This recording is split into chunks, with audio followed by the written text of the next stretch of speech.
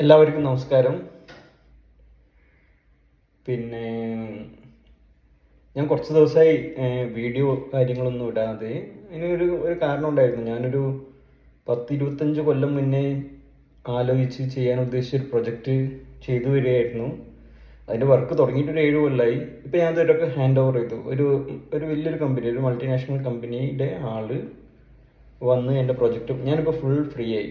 ഞാൻ പണ്ട് ചെയ്യാൻ വിചാരിച്ച കാര്യം ഇനി അങ്ങോട്ട് ചെയ്യാമെന്ന് വിചാരിച്ചിട്ടില്ല. ആ ഒരു പ്രൊജക്റ്റിൻ്റെ ഉത്തരവാദിത്തം എൻ്റെ തലയിലുള്ളതുകൊണ്ട് ഞാൻ കുറേ കാലമായി ഞാൻ പല കാര്യവും ക്ഷമിച്ചുകൊണ്ടും മിണ്ടാണ്ട് നിൽക്കുന്നത്. ഇപ്പം ഞാൻ ഫുള്ള് ഫ്രീ ആണ്. ഞാനും എൻ്റെ ഈ തടിയും മാത്രമേ ഉള്ളൂ പറഞ്ഞു. വേറെ പിന്നെന്താ, ആ കമ്പനിയുടെ എന്തെങ്കിലും OTP കാര്യങ്ങൾ, പിന്നെ ചെക്ക് സൈൻ ചെയ്യുക, അങ്ങനത്തെ കാര്യങ്ങളൊക്കെ ഉണ്ടാവും. അതൊക്കെ പോട്ടെ. അപ്പോൾ എൻ്റെ അടുത്ത് ബന്ധുക്കൾ ഒരുപാട് ആൾക്കാർ വിളിക്കാറുണ്ട്. അതിലെല്ലാവരും ചോദിക്കുന്നൊരു കാര്യം, അനൂപേ, നീ മണിവർണ്ണനെ കുറിച്ചിട്ടും നിന്റെ അമ്മേനെ കുറിച്ചിട്ടും അച്ഛനെ കുറിച്ചിട്ടും അരുണിനെ കുറിച്ചിട്ടും പറഞ്ഞല്ലോ, മധുവിനെ കുറിച്ച് എന്താ പറയാത്തത്? എല്ലാവരുടെയും സങ്കടം. കാരണം ഓനാണല്ലോ ഏറ്റവും വലിയ കള്ളനായിരുന്നു. അവനെ ഞാൻ ലാസ്റ്റ് വെച്ചതാണ്. കാരണം അവൻ മണ്ടനാണ്.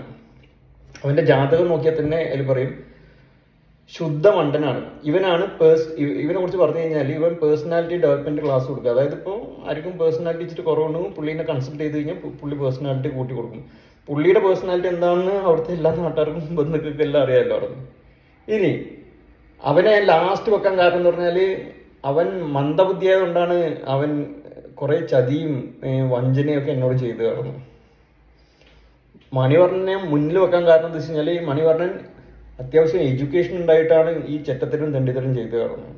പിന്നെ അരുണിന് അതിന് മുന്നിൽ വെക്കാൻ കാരണം എന്ന് പറഞ്ഞാൽ എൻ്റെ വീട്ടിൽ ഉള്ള പ്രശ്നം പരിഹരിച്ചിട്ട് വേണ്ടേ എൻ്റെ അമ്മയുടെ വീട്ടിലുള്ള പ്രശ്നം പരിഹരിക്കാനായിരുന്നു.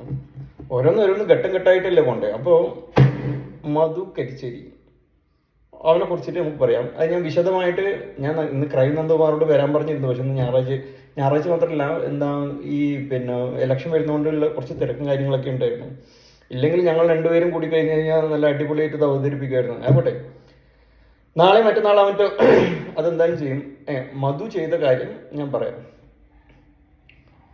10ാം ക്ലാസ്സിൽ 90% മാർക്ക് കിട്ടിക്കഴിഞ്ഞാൽ ബൈക്ക് മേടിച്ചു തരാമെന്ന് പറഞ്ഞു. അങ്ങനെ 90% കിട്ടി. 600-ൽ എനിക്ക് 525 കിട്ടി. അങ്ങനെ രാധ ടീച്ചറെ വിളിക്കുക.